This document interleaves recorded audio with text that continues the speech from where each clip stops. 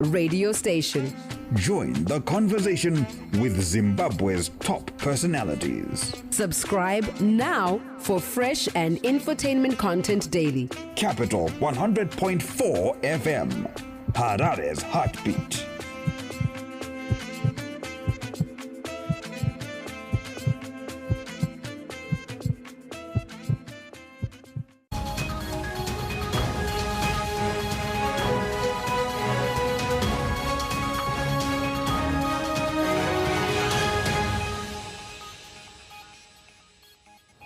Hello and welcome to Monday's edition of Newsplus right here on ZTN Prime.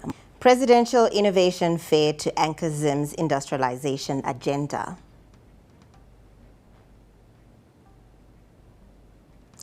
Bofu Chimombe to serve a combined 27 years in prison. Treasury addresses industry concerns on tax adjustments.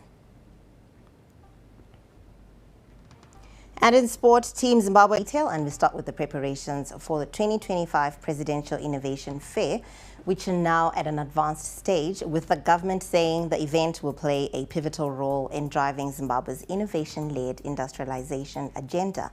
Now, the fair, set for December 11th, will showcase cutting-edge technologies developed under the heritage-based Education 5.0 model. As Zimbabwe transitions from NDS 1 to NDS 2, the fair will also anchor broader economic reforms. The government plans to strengthen research commercialization, deepen innovation ecosystems, and expand rural industrialization through the hub-and-spoke model. And innovations on display will be assessed for deployment in rural communities, especially in... It's designed to showcase Zimbabwe's cutting-edge innovations and technologies developed under our heritage-based Education 5.0, which you all know is the President's mantra. It provides a national platform where prototypes and transformed into commercially viable products, directly contributing to our industrialization agenda and the realization of our Vision 2030. As government will strengthen the commercialization of research, government will also deepen innovation ecosystems and expand rural industrialization through the hub and spoke model. And this fair is therefore key, it's a key milestone in our policy implementation. Patent assistance and industrial testing facilities are being strengthened to help innovators move from concept to market.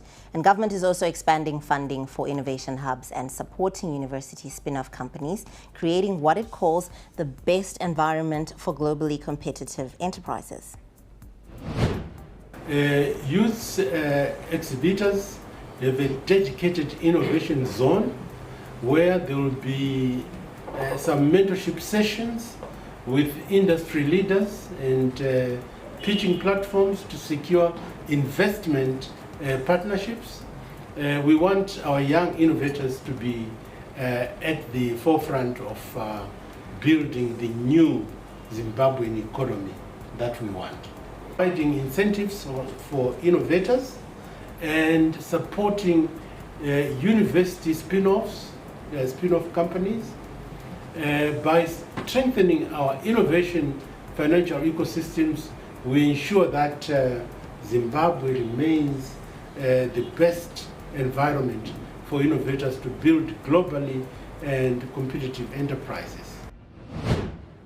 Now, in other news, President Emmerson Mnangagwa has dismissed the Minister of Mines and Mining of the Constitution of Zimbabwe. Now, Chitando has been replaced by Polite Kambamura, who previously served as the Deputy Minister of Mines. And Chief Secretary to the President and Cabinet, Dr. Martin Rushwaya, confirmed this development. Now, moving on, government says the 2026 national budget is about building a 24-hour economy anchored on dialogue and shared growth. At an interactive post-budget breakfast meeting and policy symposium hosted by Zim Papers in conjunction with the Confederation of Zimbabwe Industries in Harare today, Finance, Economic Development and Investment Promotion Minister Professor Mthuli Ncube clarified the rationale behind. Now Melissa Chatikobo gives us more. It was an engaging exchange between policymakers and business leaders. The finance minister on one side explaining his fiscal plan and captains of industry on the other sharing their realities on the ground. At the heart of the discussion is how to keep Zimbabwe's growth momentum. With 5% growth projected in 2026, the minister has put in place measures to increase revenue and advance a 24-hour economy. An important incentives would be on we go deeper into our cost of doing business reforms for the energy sector to see if we could, in fact, reduce quite meaningfully the tariffs as you operate, especially the night shifts, because that's where we really need the incentives. But we don't want you to shift all your production then to the night.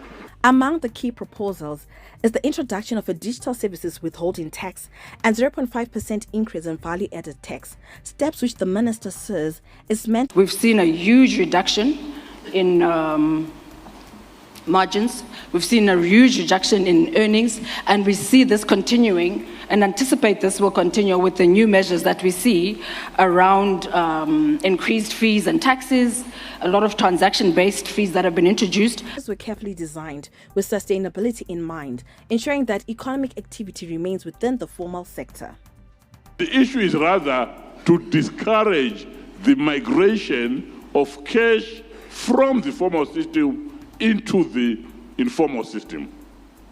Industry leaders acknowledge that the economy has made notable progress, but stress the need for stronger market reforms to unlock growth. We anticipate that now, with inflation where it is to do that. As government and business continue to exchange ideas, both sides agree that open dialogue is key to shaping policies that support growth. The finance minister says engagements like this provide valuable feedback, paving the way for policy reforms that balance government priorities with the needs of industry. Reporting for ZTM Prime, I am Melissa Chatikobo. Now, still on our top stories, High Court Judge Justice Pisirai Kwenda passed on goat scheme, bringing to an end a high-profile trial that spanned for 6 months. And the first accused, Mpofu, was sentenced to 22 years in prison, with 3 years suspended on condition that he doesn't commit of 15 years. And Chimombe was sentenced to 17 years, with 3 years suspended on condition that he doesn't commit a similar offence in the next 5 years. And on the remaining 14 years, 2 years were suspended on condition that he pays restitution of 964,000 and sentence. And moving on, the Zimbabwe Independent Complaints Commission and the Zimbabwe Open University have signed a memorandum of understanding that's aimed at improving how security officers engage citizens with disabilities when they report. The Zimbabwe Independent Complaints Commission and the Zimbabwe Open University this Monday signed an MOU that establishes a framework for training security officers in sign language communication. The initiative is expected to make law enforcement more accessible to persons living with disabilities, particularly the deaf community. Under the partner program aligns with national standards for ethical policing. Speaking at the signing ceremony, ZICC chairperson Justice Chinamora says the partnership represents a commitment to making sure every citizen is able to access justice without barriers. The MOU between us as an institution, nation's stability and integrity. I must add that the signing of this MOU has come at a very opportune moment as we embark on devolution, so that we are accessible to the wider community, to the provinces, to the districts, so we don't remain a Harare-based institution. The Zimbabwe Open University welcomed the collaboration. Both institutions believe the new training will close the communication barriers that often prevent victims from reporting crimes and seeking help, and enhance public trust in law enforcement. Disabilities management and inclusive communication regardless of disability. Through this partnership, we are laying the groundwork for an inclusive security environment in which every Zimbabwean can engage with public institutions with confidence and without any communication barriers. The program is expected to roll Talent Gore, ZTN Prime, Harare. Now, the commander of the Zimbabwean National Army, Lieutenant General Asha Walter Tapfumane, today conferred rank on the newly promoted Brigadier General Jones to prioritize the country's economic and institutional revitalization phase, saying it requires complementary efforts and teamwork. Take note that our country is going through a transitional economic and implementary effort. Let us all be seen to be actively contributing to this patriotic and imperative cause in our respective spheres of employment. In addition to the rank he officially received today as Brigadier General, and he expressed gratitude to President Mnangagwa and the Defense Forces for the promotion. Staffs and colleagues for their guidance and overwhelming support throughout my career. I also promise to remain loyal to the Constitution of our do. I appreciate the opportunities provided by the organization and look forward to the challenges and opportunities ahead. Join the Ministry of Finance, Economic Development and Investment Promotion, the Confederation of Zimbabwe Industries and Zim Papers for a special edition of the post-budget breakfast meeting.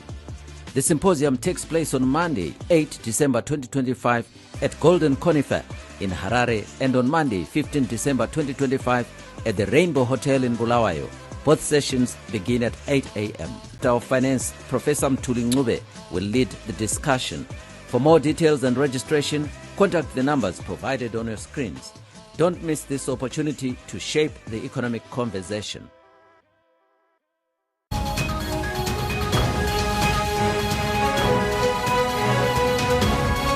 Plus this Monday evening. Now, moving on with our bulletin, a small-scale dairy farmer from Mawabeni in Matabeleland South is attracting international attention after successfully crossbreeding Friesland and Simmental cattle, producing what experts bring Zimbabwe International and Zimbabwe Indonesia Corporation in dairy genetics.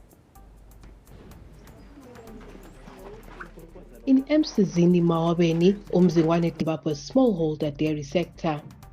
Farmer Anele Mnyandu shifted from broiler farming to milk production, chasing profitability, sustainability, and community impact. Inkomo eziningi zafa because of drought in Zimbabwe. Akula ma-bulls, and the few bulls that were there azafa, and ezinye just in a syringe. So it's easier to source, it's cheaper, and you don't have to keep it ekukrola kudingakala ukuthi uyigcine esipayeni ngoba ungayisebenzisa isimeni ka1 usho uyisebenzisila kusela cost yokugcina njengebhola. But the journey hasn't been easy, looking for more space as her project is outgrowing the size of her homestead. It's okay nxa ngiqalisa because ngiyathola experience, but khathe sengiphanika ngoba i-growth rate is fast. Sengifuna iland. Lapho ngizakwanisa ukuthi ngizifuye zenele just. There is no space yokulima lapha. Through the artificial insemination program, she accessed Friesland and Simmental genetics, boosting herd quality and production. Her Simmental crossbreed caught the attention of Indonesian researchers who say it could improve tropical dairy systems. So, we are from Indonesia. We can inseminate, so we can produce a lot of calf. So I think it will help to improve especially for the livestock sector. The Indonesian delegation's visit is a harbinger of what could be the beginning of deeper scientific collaboration and is key to rebuilding the national herd, while the community hopes to benefit from training and skills development. This is a program where we are trying to rebuild the national herd. I think we all know from the past years we have had losses from animals, from January, especially from January disease. So through nutrition, yes, our head has been diluted through inbreeding, where we have seen the frames of the animals growing smaller. The Msizini community sees the artificial insemination program as a game changer with potential to transform their lives. Mfundo kunengi kakhulu okokuthi ngakuyavuma ukubana inkomo zizale kumbe zande.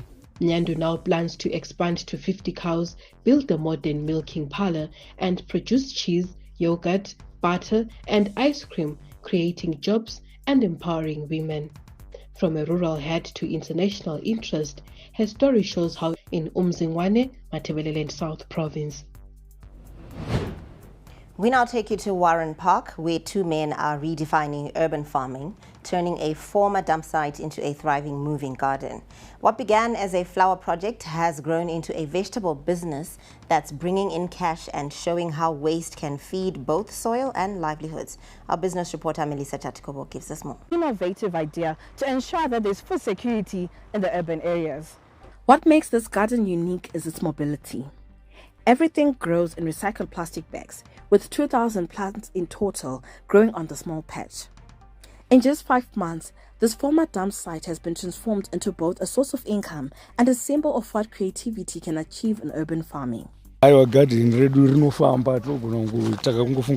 pair from societal vices such as drug and substance abuse.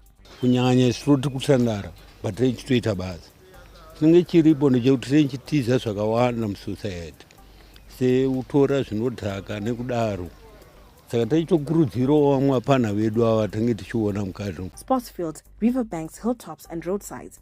This has contributed to household food security in a big way.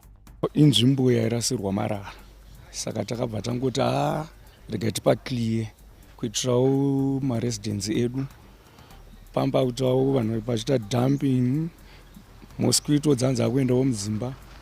Become routine, and this year is no exception. Urban farmers, however, remain well aware of the city's hard stance on urban agriculture. Their simple request is more land allocation for such activities.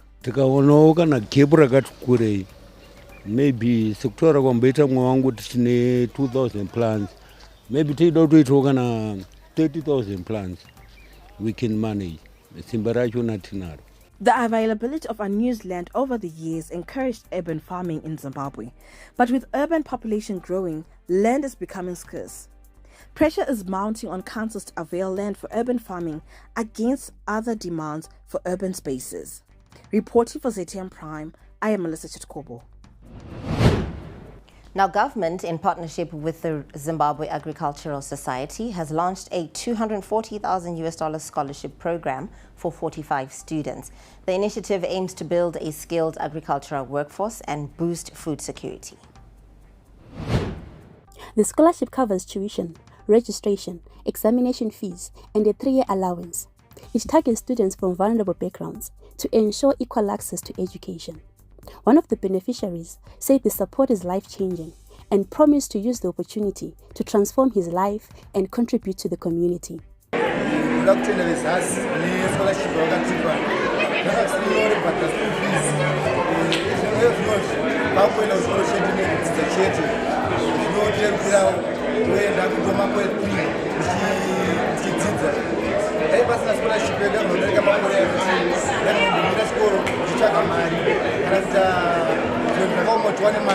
The Zimbabwe Agricultural Society says the scholarship is designed to identify and develop talented students in agriculture, horticulture, and animal science.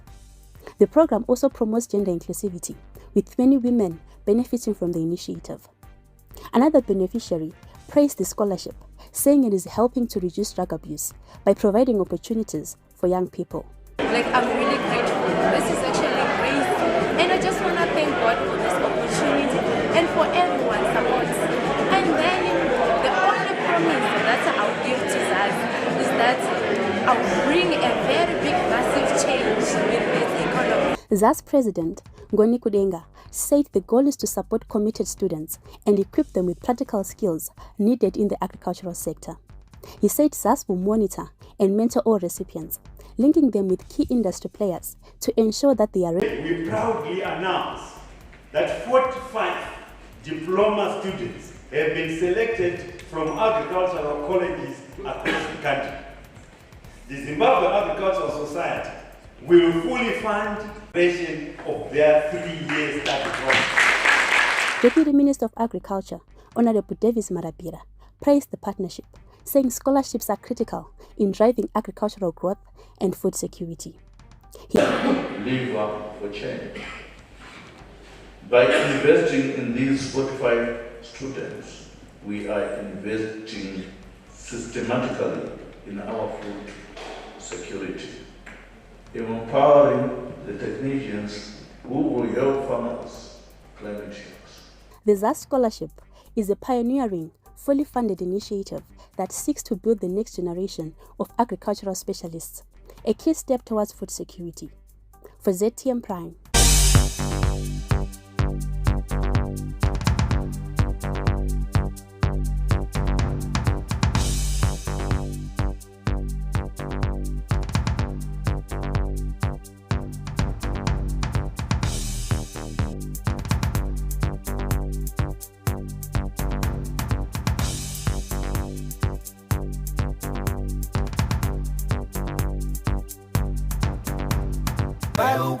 Marasaiwa kapaparika achiramba tenga mbeu kuvhau akanotenga dzakakangwa nzungu tenga mbeu hakuditsu rumbe mfuru akatumbuka chiri mumabvi yacho semabanana akanokohwa nebhasikiti bhasikiti mana paeka una kutenga mbeu akanotenga mhodzi dzenyeve achinzi mbeu nderepi una kutenga mbeu hakuditsu mbeu kwayo iri kuvharu ane mbeu dzakauchikwa amdi akuruma nzeve ndewa una kutenga mbeu hakuditsu mbeu kwayo iri kuvharu una kutenga mbeu hakuditsu mbeu kwayo iri kuvharu una kutenga mbeu Valley Seeds vauchiki vembeu yechibage yepana nepioneer goros ma-traditional grains nema-vegetable seeds ose anopa goho repamusorosoro.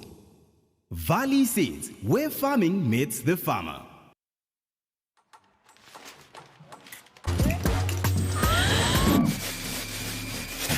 So here they come for the opening game, and away we are here at the African Cup of Nations. Join our family meeting from the 21st of December to the 18th of January. Purchase a decoder for $30. AFCON 2025, live on Supersport. Coming to you live from Harare, Newsplus gives you the latest updates. Now, as Zimbabwe marked National Tree Planting Day over the weekend, communities across the country rolled up their sleeves to green the land, finally starting to recover with a major restoration program bringing new life to forests, land and the people who depend on them. Faith Nyaude reports. 4 years vanished, streams slowed, and the land that once sustained them turned to dust. All effects of the extensive mining in the mineral-rich escarpment. Action,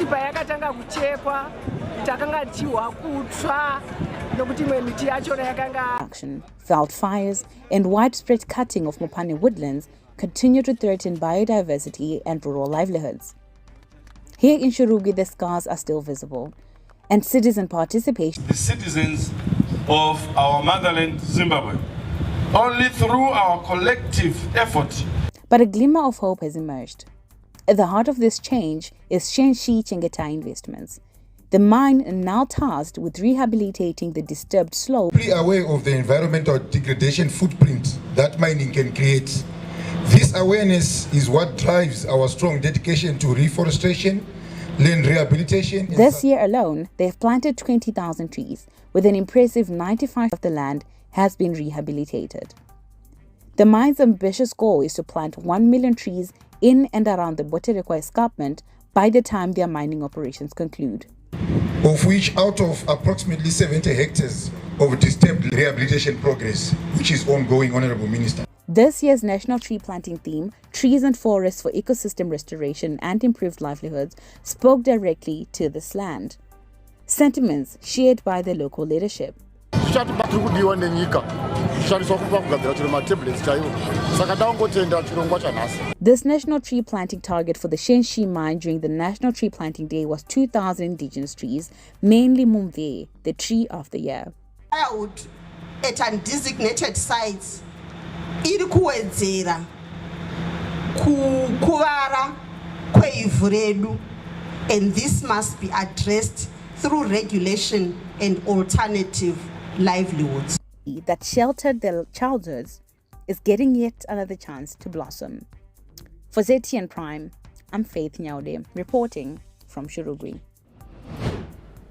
And now on to our global updates, and we start in South Africa, where a community in Atteridgeville near Pretoria was left traumatized over the weekend after guns. There were a 12-year-old boy and a 16-year-old girl. South African police continue to grapple with violence linked to illegal drinking venues known as shebeens, which often sell home-brewed alcohol.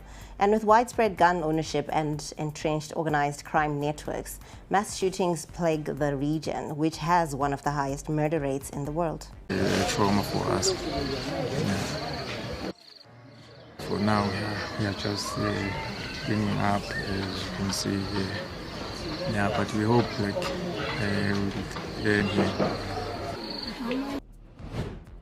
We now take you to Nigeria, where employees of a recycling company expressed their frustrations after being diagnosed with lead poisoning, prompting lawmakers to declare the crisis a public health emergency.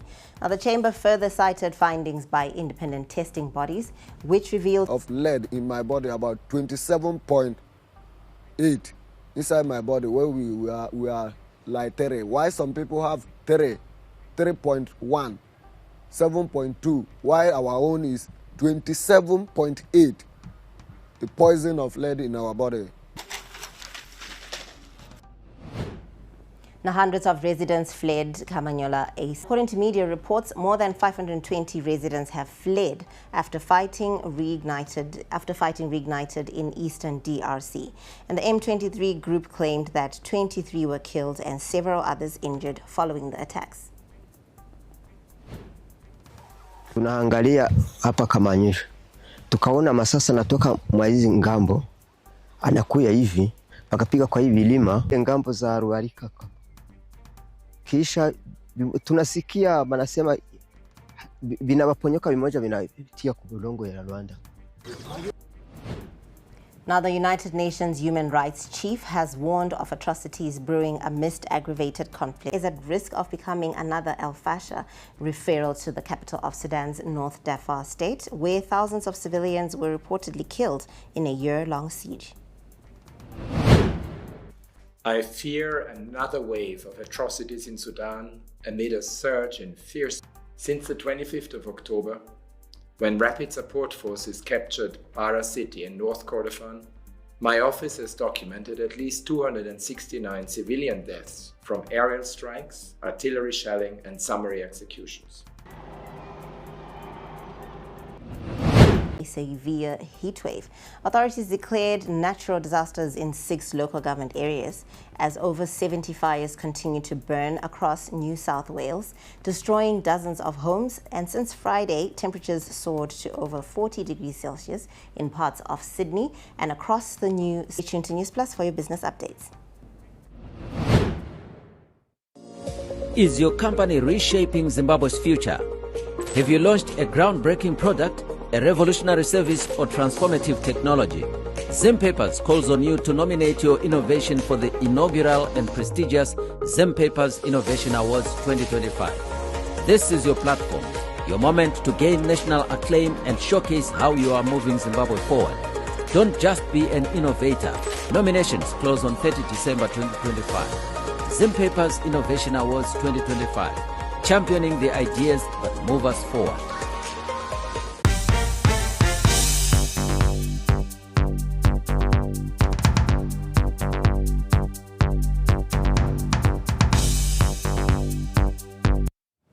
A 3-day capacity building workshop on curbing illicit financial flows is underway in Harare, bringing together prosecutors, investigators. Anti-corruption stakeholders say the continent can no longer afford delays in tightening its financial integrity systems.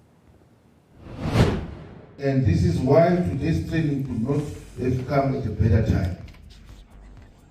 It directly responds to the very gaps identified in our media sector.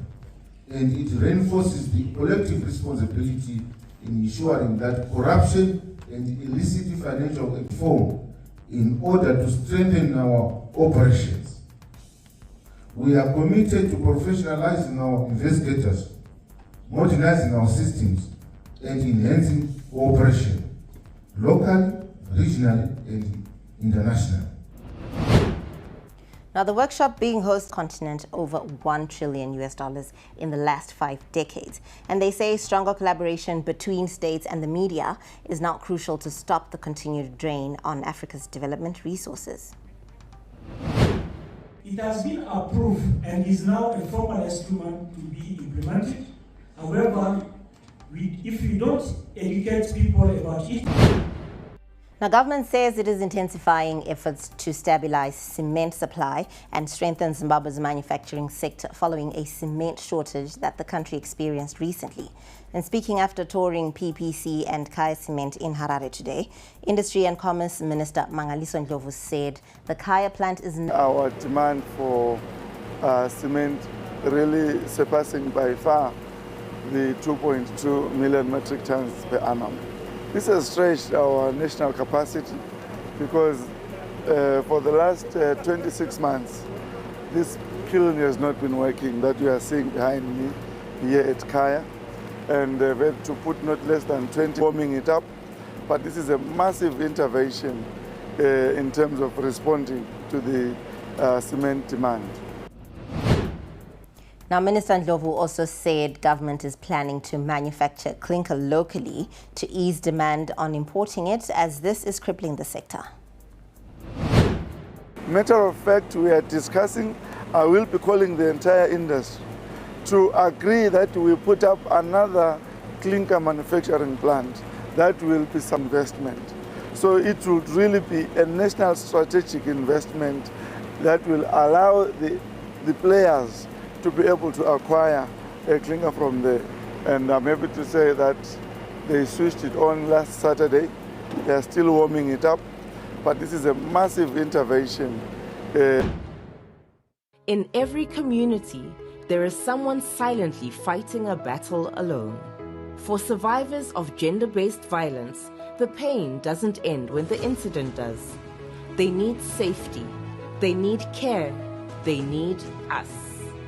The We Are One Fund is Zimbabwe's first collaborative giving platform, bringing together individuals and corporates to support families receive shelter, legal and medical assistance, and a chance to rebuild their lives with dignity.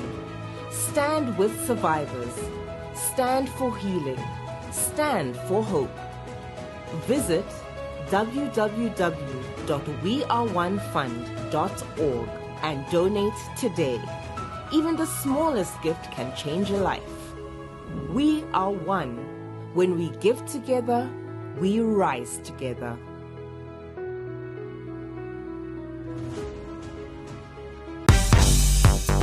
It was a night of goosebumps and nostalgia as the old guard took back their throne at the sold-out Grateful Experience concert on Saturday night.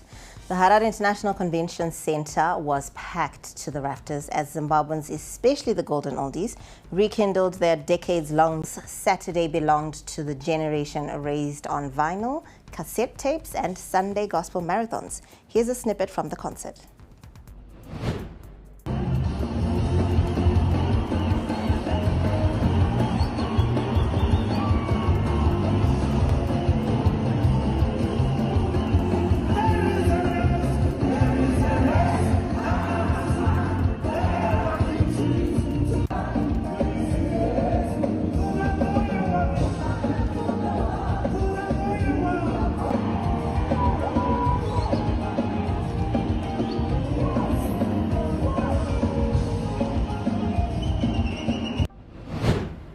In other entertainment news, the family of the late legendary singer John Chibadura has revealed that it once erected a tombstone at his grave in Chitungwiza, but it was stolen by thieves who raided the Unit L cemetery. Nelia Chibadura, his widow, revealed this during the unveiling of a new tombstone, which was donated by Mr. Tendai Mbofana of Ngoda Granites. Now, Chibadura, who died at the age of 42 on August 4th, 1999, left behind a legacy of music and devotion that continues to resonate more than 2 decades later. And standing beside her children, but a symbol of the love and memory he left behind. Now, moving on, In Search of the King, a live musical extravaganza held at Celebration Church in Harare from December 5 to 7, 2025, marked its final night over the weekend, leaving a lasting impression on the audience. As the city geared up for the upcoming Christmas holidays, this Zimbabwean-produced masterpiece brought the community together, showcasing a unique blend of talent and creativity. The musical was a vibrant celebration, told, was produced by Zimbabweans for Zimbabweans, a testament to the country's rich cultural heritage and artistic prowess. Now, coming up in sport, Team Zimbabwe off to Angola for African Youth Games. Festive is here, Shah. First Street lights up, and suddenly the vibe is back. It stretches from Harare to Hollywood, even to Old Trafford. Shama, the goals, the world-class entertainment that brightens up the holidays for the whole family. All I want is DSTV. They call me Racer X, or in this case, Racer J. Put your seatbelt on.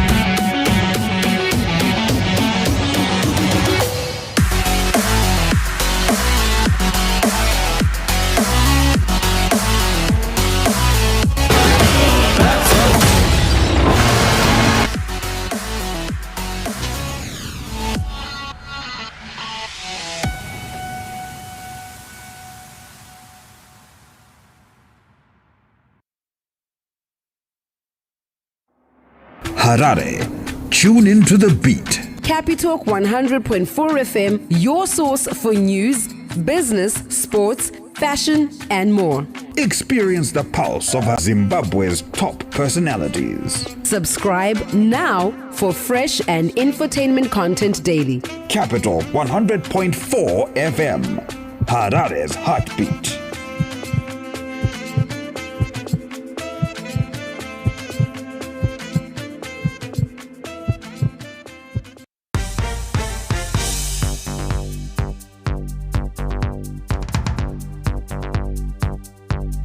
Has injected $400,000 for the Warriors ahead of their AFCON finals in Morocco this month. Now, the sports minister confirmed this at a send-off dinner this evening, where the team's official shirts were also unveiled. Zimbabwe will face Egypt, South Africa, and Angola, hoping to progress to the group stages. Now, in another look at our other sports stories, an 82-member squad is to represent Zimbabwe at the 4th edition of the African Youth Games, which are scheduled to take place for their talent and compete at the continental level, aiming to bring pride and success to the nation. Now, Sport, Recreation, Arts and Cultural Minister, retired Lieutenant Anselm Sanyatwe, says his ministry will continue making strides to give equal opportunities to all athletes so that they excel. Rehabilitation, talent identification and high performance pathways. Our commitment is to ensure that every young Zimbabwean with talent has access to opportunities that can propel them to regional, continental, and global platforms. Team Zimbabwe, 82 of you, as you depart to Angola, remember that you carry the collective heartbeat of our nation. To our athletes, you have worked tirelessly, sacrificed much, and end this moment. Represent your country with dignity. You humility and the pride. And they show the world that strength and the character of a Zimbabwean youth. Remember that talent alone is not enough. Rather, discipline, focus, above all, remember, you are doing this for yourself and for the country at large. Go Team Zimbabwe, our pride, our future, above all, our champions. Now, internationally affiliated academies gathered in the capital for a 4-team tournament aimed at assessing players before the end of the year. And the competition was won by Eastleigh-housed Legends Academy. Alavido's Zimbabwe director Charlie Jones says they plan to expand the initiative across Africa and called on local top-flight clubs to play a key role in reviving grassroots football. Oviedo Cup, we started this Oviedo Cup this year, and we were with 4 teams. We're hoping next year to expand it to about 10 teams with international flavor. We got Oviedo's in Ghana come and play this tournament, this inaugural tournament. It started off at Heritage School under the Oviedo Academy. It's a good opportunity to encompass all the different academies coming together and achieving one goal. And it's for the youngsters, the grassroots. We hope these youngsters can get given a chance in the top flight. And this is where we lack, because the talent is there, and it stopped at some point in time. To showcase their talents and skills. It brings together the young people. Through participation in such activities, they are able to be recognized by other international football clubs. It gives them the exposure that they were lacking before. So as parents, we are very much happy, and we applaud the organizers to keep on motivating the children, to keep on supporting them in their various aspects. Alone having an international partnership, it encourages the children to fully participate to their potential, because obviously play on the international platform. That's a wrap on Newsplus this Monday evening. Thank you for staying tuned. My name is Wadzanai Sansole. Have a good night.